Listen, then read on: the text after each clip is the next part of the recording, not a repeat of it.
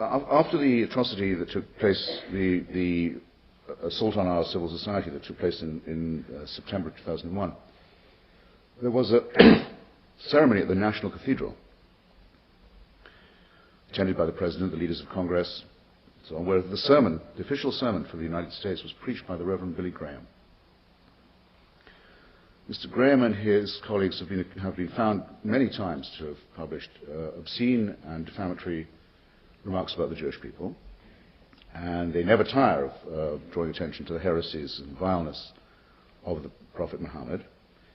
And on this occasion, I think the Reverend went a little further. He said that all those who had died in those buildings had died and gone straight to heaven.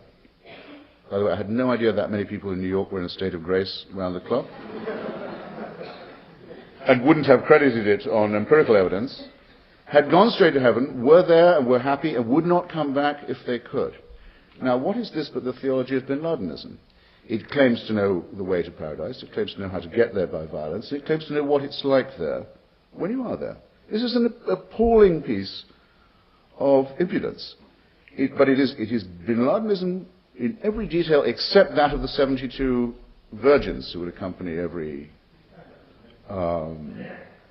victim to his last reward. And that, some textual scholarship has asserted, is a misprint, and has long been a misprint, for grapes. It's for 72 bunches of grapes. But there's a further Talmudic commentary on this, not very well known, which says that you may get 72 virgins, but they come with 72 mothers-in-law. Only the rabbis know this.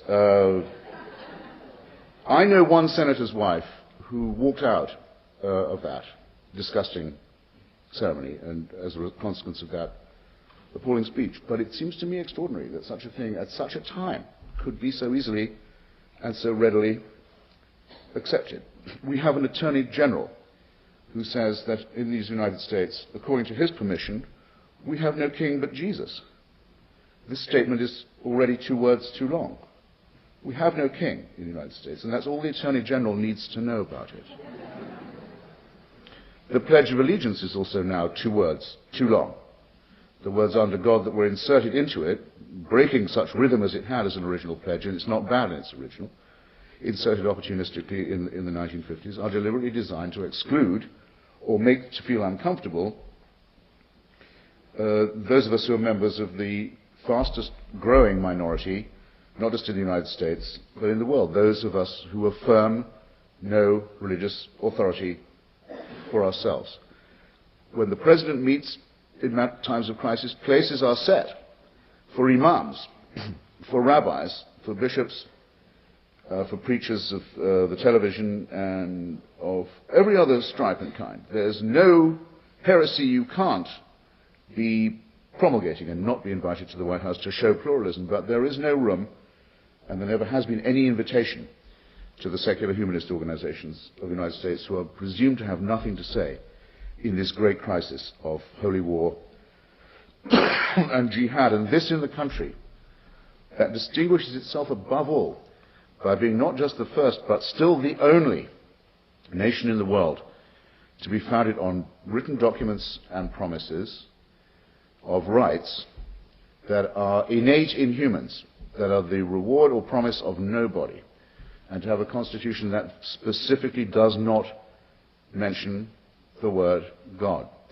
There is no country in the world, in my opinion, and I've been visiting a lot of them lately in pursuit of this argument, there's no country in the world that wouldn't be a great deal better off if it was to adopt some version of that constitution and that Bill of Rights. It shows something that has become increasingly evident in the last few years, that the American Revolution is the only one still standing, the only revolution that has any combat or merit or virtue left in it. And this, I think, confers upon us, and I think especially on you, ladies and gentlemen, a certain responsibility. If this is to be defended and asserted and protected from its enemies abroad, it as a godless and secular system should be a great deal better appreciated than it is, and a great deal more cherished, and a great deal more firmly upheld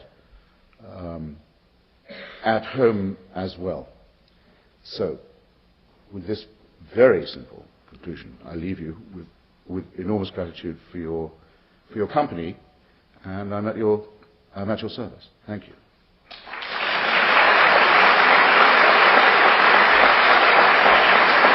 I'm going to give them a few minutes to talk to each other, and then we'll start having questions. And then when they ask questions, if you could repeat the question, the sound in the room is not getting. So I'm used to it. Let's follow the tradition and take a few minutes to chat with our neighbor to see what you're interested in and what question you want to ask, and then we'll open with a few student questions and then open it up to everyone. That gives me time for a drink, right? I go straight to the bar. How long do you think?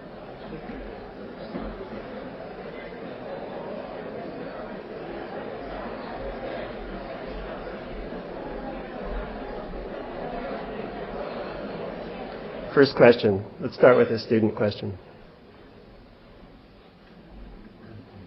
Don't be shy. Right over here.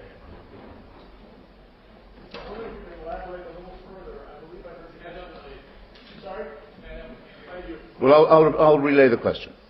I think the acoustics mandate that. I think you had mentioned at one point that your sense is that benevolent theism is actually worse than malevolent theism, and I wondered if you could elaborate on that a little bit. I didn't quite catch what you were saying. Yes. The gentleman asks me why I laid such stress on the horror of benevolent theism, and invites me to discourse a bit on the distinction between that and the malevolent kind. Would that be a fair précis of your question? Well, first, I must say I never miss a chance to take communion, so there you go. And I wish every campus was like this. It's because I think that dictatorship for your own good, as it were, is the most oppressive kind.